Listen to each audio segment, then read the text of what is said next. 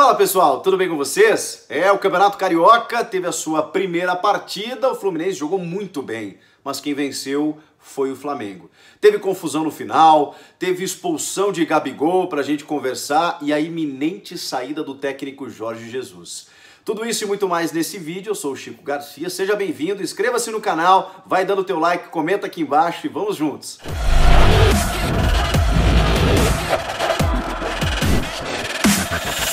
Primeira partida da final, 2-1 para o Flamengo no Maracanã, jogo que a gente acompanhou na Flu TV, né? E na quarta-feira o SBT vai transmitir mando do Flamengo. O Flamengo optou por fazer esse acordo com a emissora paulista para transmitir para todo o Brasil. E joga por um empate para ser o campeão carioca de 2020. O Fluminense venceu a Taça Rio nos pênaltis, né? Campeão do primeiro turno, Taça Guanabara contra o segundo turno, Taça Rio, Fla-Flu no Maracanã. O primeiro jogo aconteceu neste domingo e a gente acompanhou. Bom, o Fluminense jogou muito bem mais uma vez. E aí, por outro lado, a gente consegue fazer aquela análise, né, dos dois prismas, do prisma do Fluminense e o prisma do Flamengo. O Flamengo poupou alguns jogadores, já tinha perdido o Bruno Henrique por um desconforto e tal, acabou não sendo titular. E o Jorge Jesus resolveu, até porque a gente precisa tratar desse assunto, né, de um retorno ao futebol na normalidade, com os times jogando quarta e domingo, talvez o aspecto físico seja um ingrediente que a gente precise considerar. E aí o Jorge Jesus optou por tirar o Everton Ribeiro, o Gerson e também o zagueiro Léo Pereira, além do Bruno Henrique, que já não estaria normalmente no jogo. E aí ele formou um ataque com Gabigol e Pedro, e faz todo sentido, porque a gente tem uma ideia de que são dois centroavantes e daqui a pouco pode haver uma dificuldade ali no sistema tático, mas são dois jogadores com ótima movimentação, além de serem dois jogadores excelentes, né? Mas o Gabigol, ele tem se destacado, especialmente nessa temporada, mesmo com a paralisação, né? Vinha sendo assim antes da paralisação e depois, como um jogador que consegue ter essa qualidade de sair da área, fazer a assistência e também quando a bola cai no pé dele de ser decisivo, né? Mesmo que ele não tenha marcado nos últimos jogos, ele é um cara altamente versátil ali na frente. E o Pedro, embora seja um cara mais fixo, também tem essa mobilidade. Também tem essa capacidade de confundir a marcação, de puxar a marcação, de se deslocar pelos lados e também de ser um 9 extremamente decisivo. Essa é a vantagem que o Flamengo tem, né? No momento em que ele não tem o Bruno Henrique, ele opta por uma mudança de característica, joga o Gabigol para uma mobilidade maior, às vezes caindo pelo lado direito, às vezes pelo lado esquerdo, e o Pedro sendo o centroavante de referência. Ainda assim entrou o Vitinho no lugar do Everton Ribeiro, no lugar do Gerson entra o Diego Ribas e depois na zaga mais uma chance aí para o Gustavo Henrique no lugar do Léo Pereira. Opções que tem a equipe do Flamengo e o técnico Jorge Jesus. Depois entrou o Michael, que inclusive fez um dos gols do jogo. E o Fluminense, ao seu estilo, não acho como alguns torcedores que tenha jogado por uma bola, que tenha se defendido, pelo contrário. O Fluminense, embora no primeiro tempo tenha sentido um pouco mais, chegou a ameaçar nos primeiros minutos e aí o Flamengo foi se soltando um pouco mais no jogo, no segundo tempo o Fluminense realmente mandou na partida, foi superior, inclusive no campo de ataque, criando boas oportunidades. É que o Flamengo não tem, o Fluminense, melhor dizendo, com perdão, não tem toda essa intensidade de jogo. Como a gente já falou, né? O terço final ali conta com o Nenê, o Evanilson e o Marcos Paulo. Na teoria, o Marcos Paulo seria esse cara do escape. O Evanilson é para ser um centroavante, ele se movimenta bem, mas e é um jogador bem interessante, ainda cria de xerém, mas não é um cara do escape, da velocidade, e o Nenê muito menos. E aí foi um leão no meio de campo, o Iago Felipe, que inclusive chegou a aparecer, a fazer grandes jogadas, né? Teve uma num toque do Nenê que ele consegue tocar por cima e de perna esquerda o Diego Alves faz uma grande defesa. Ele apareceu muitas vezes lá na frente, mas também foi um cara que se desdobrou muito na marcação. E o meio de campo a gente sabe que é onde o Flamengo consegue comandar as ações. E aí a gente tem que analisar o lado do Flamengo, né, em relação a, mesmo com os desfalques, mesmo com a questão física e tudo mais, o Flamengo ainda segue esquisito, ainda segue estranho. A gente notou essa diferença no jogo da Taça Rio, e aí a gente conjectura, evidentemente, né, porque não é esse Flamengo que a gente se acostumou a ver. Será que o Flamengo queria mais 2 jogos? Bom, mas ele já está nos 2 jogos agora, finais, se fosse essa questão, o que eu não acredito. Por que o Flamengo não joga com toda aquela intensidade que a gente conhece? Porque a gente não vê, e não é só a vontade física, tá, gente? É aquela questão da qualidade de pé em pé que apareceu no primeiro gol do Pedro. que apareceu realmente uma grande jogada, né? Arrascaeta, Diego, antes Vitinho, né? Arrascaeta, Diego, até a bola chegar no Pedro e uma finalização maravilhosa, perfeita. Esse tipo de lance a gente costuma ver nos jogos do Flamengo com muito mais frequência. Não foi o que a gente viu. Inclusive a gente viu o goleiro Diego Alves trabalhando muito mais. A gente não viu essa intensidade do Rafinha pelo lado direito, as infiltrações do Filipe Luís pelo meio. Tudo bem que o Gerson, que é um cara que é um motor ali desse time, entrou só no segundo tempo e o Diego é um cara mais posicionado, mas falta ainda daquele Flamengo. O que será que está acontecendo? Eu também não tenho a resposta. Pode ser uma questão física, mas, de novo, a questão física ela não se verificaria nessa combinação de jogada em que eles conseguiram fazer no gol do Pedro e não fizeram em outros momentos. Tá estranho realmente, eu não sei o que está acontecendo e obviamente a gente tem que fazer essa análise com o que está acontecendo em relação ao treinador rubro-negro, ao Jorge Jesus. Vamos lá, a primeira coisa que eu quero dizer para vocês é que eu só tenho uma informação. A informação é de que o Benfica está tentando repatriar o Jorge Jesus e que o Jorge Jesus está pensando na possibilidade. É a única informação que eu tenho. De resto, eu acompanho os demais colegas, os setoristas que estão acompanhando de perto essa situação e cada hora sai uma coisa, né? Tanto na imprensa portuguesa, que já está decretando um acordo fechado entre o Jorge Jesus e o Benfica, e outros de que o Jesus, até pela relação que ele tem com os atletas e com o clube, né? Pelo status que ele adquiriu, pelos números que ele conquistou no ano passado, pela renovação recente, mesmo com a pandemia, de que há um pacto entre ele e os jogadores de voltarem ao Mundial de Clubes, de conquistarem o Mundial, de conquistarem mais coisas por aqui. Toda essa relação, isso não pode ser desconsiderado, evidentemente. Tem essas informações também, de que o Jesus já havia sinalizado, inclusive, a sua permanência. Mas a gente precisa levar isso em conta.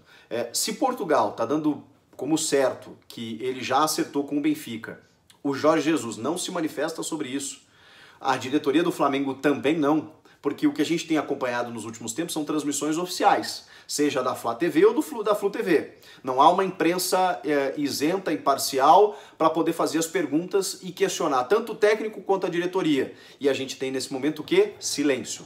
Toda essa questão somada com a atuação dos jogadores do Flamengo, tanto na final da Taça Rio, quanto nesse primeiro jogo, embora a vitória no Maracanã, o primeiro jogo da final, nos levam a crer de que tem alguma coisa acontecendo. E aí vai mais aqui o meu feeling, a minha impressão de que realmente o Jorge Jesus deve estar pensando na situação. Se confirmarem os valores anunciados, noticiados pela imprensa portuguesa de 4 milhões de euros por temporada, a gente precisa entender a situação. Por mais que o Jorge Jesus tenha renovado durante a pandemia, a gente precisa entender que a situação ela se inverteu um pouquinho nesse momento. O que a gente vê olhando para a Europa é uma retomada das atividades, especialmente Portugal, que se conseguiu combater, entre aspas, o vírus e se proteger melhor vindo e vendo o que estava acontecendo na Espanha e na França, se protegeu melhor, tanto que a Champions League vai ser disputada com a final e a reta final ali dos mata-matas em jogo único em Lisboa, porque Portugal hoje está um pouquinho mais blindado em relação a isso. Além do mais, todas as outras competições e o calendário europeu, ele tende a retomar uma normalidade de acordo com a epidemia que já deixa o seu pico há muito tempo e que já está numa situação descendente. O contrário acontece no Brasil e na América do Sul. Aqui nós vivemos um platô, que é aquela estabilidade de mais de 1000 mortes por dia, em que essa curva não desce. Há 2 meses, pelo menos. Há uma incerteza completa sobre o nosso futebol aqui. Mesmo que o Campeonato Brasileiro já tenha data, que o Paulistão, outros estaduais também, o Carioca esteja sendo finalizado, a gente viu no Catarinense, por exemplo, rodadas serem canceladas depois de 14 jogadores da Chapecoense terem testado positivo. E essa é uma tendência que a gente talvez vá acompanhar no Brasil. Os jogos são marcados, daqui a pouco algum jogador testa positivo e pode desfalcar uma equipe, e se for 1 ou 2, tudo bem. O problema é quando forem 10, 12, 15... e aí você ser obrigado a cancelar uma rodada. Essa incerteza pelo combate do país à pandemia certamente está fazendo o treinador pensar, refletir. A família dele quer que ele volte. Ele tem 65 anos, ele é do grupo de risco e ele está num país que não está combatendo bem a doença e que vive uma incerteza em relação ao seu calendário. Por mais que a gente entenda, poxa, o Benfica não traz grandes objetivos esportivos a não ser o campeonato europeu, o campeonato português e talvez uma Liga Europa, onde ele já foi finalista 2 vezes com o próprio Benfica. Aqui no Flamengo ele tem condições de conquistar muito mais, concordamos. Mas será que nesse momento ele não está refletindo em tudo isso? O que adianta eu ficar aqui no Flamengo se daqui a pouco eu vou jogar o Campeonato Brasileiro, ele vai ser encerrado, eu não vou contar com todos os jogadores, eu não sei como será feito o calendário por aqui, enquanto na Europa eu terei uma estabilidade maior, exatamente pelo controle que fizeram lá. A gente precisa refletir sobre tudo isso. E talvez os jogadores do Flamengo já saibam a respeito disso. E tem um sentido, né? Porque o Jorge Jesus é um fiador desse momento mágico que o Flamengo vive desde o ano passado. Se os jogadores sabem dessa iminência de saída, talvez isso tenha abalado o elenco. Mas é óbvio que isso tudo são conjecturas. O fato é, o Flamengo não vem jogando bem, o Benfica ainda não desistiu do Jorge Jesus e esse silêncio incomoda, como se algo realmente estivesse acontecendo. Foi uma atuação estranha novamente, em que o Flamengo não foi bem, mas pela qualidade do seu elenco, pela qualidade dos seus jogadores, foi decisivo na hora que tinha que ser. Por exemplo, o Fluminense estava no melhor momento, foi lá, tomou um gol numa jogada trabalhada do Pedro. Aí consegue um empate num cruzamento maravilhoso do Egídio, em que o Evanilson completa para a rede. Depois obrigou o Diego Alves a fazer grandes defesas e quando estava no seu melhor momento de novo, inclusive num escanteio a seu favor, num contra-ataque, o Gabigol apostando corrida com o Egídio deu o bote errado, o Gabigol jogou na frente, aí veio o Michael, né? O robozinho veloz, centralizou, longe de marcação, o Gabigol centralizou e o Michael fez o gol da vitória.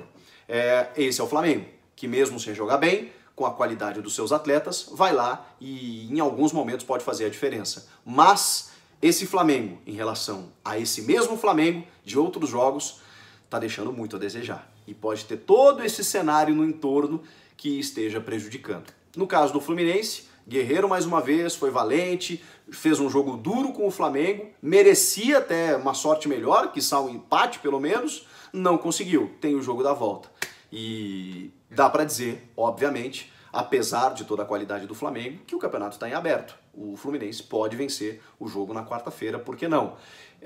Mas se o Flamengo, e é a sensação que me passa desde o jogo da final da Taça Rio, apertar um pouco mais, tiver a sua intensidade próxima do normal, o Fluminense não consegue superar esse time. A questão é, o Flamengo será o mesmo de sempre na quarta-feira ou será dos últimos 2 jogos? Se ele for dos últimos 2 jogos, chance pro Flu. Vamos ver. Comenta aqui embaixo o que você achou do jogo. Ah, desculpem. Falou a gente falar dos minutos finais, né?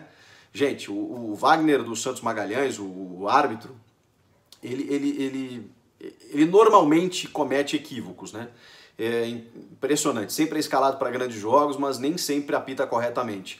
Eu não entendi a expulsão do Gabigol. Porque tem uma imagem da Flu TV que mostra, inclusive, o Jorge Jesus fazendo o sinal com a placa levantada do número 9 de que a partir dali seriam 3 zagueiros, colocando o Léo Pereira. O Gabigol não sabe que é ele que vai sair e mesmo assim, o árbitro não conversou com ele em nenhum momento. Ele está se dirigindo para a substituição e é expulso. E aí, obviamente, é uma reclamação do banco do Flamengo. Aí ele sinaliza que o jogo ia até 48, isso era 47,5. Dá toda uma paralisação, uma confusão, bate-boca do Odair com o João de Deus, enfim, reclamação de ambos os lados. O jogo recomeça e ele finaliza. Ele não dá nem o tempo de acréscimo. Então os dois lados podem reclamar. Foi muito mal ali na reta final e chance para o Flu também, porque o Gabigol fica de fora do jogo decisivo. A meu ver, na minha opinião, mal expulso numa condução equivocada do juiz ali na reta final. Especialmente também pela questão do acréscimo. Agora sim, comenta aqui embaixo o que você achou dessa história toda. Eu volto numa próxima. Inscreva-se no canal. Tchau!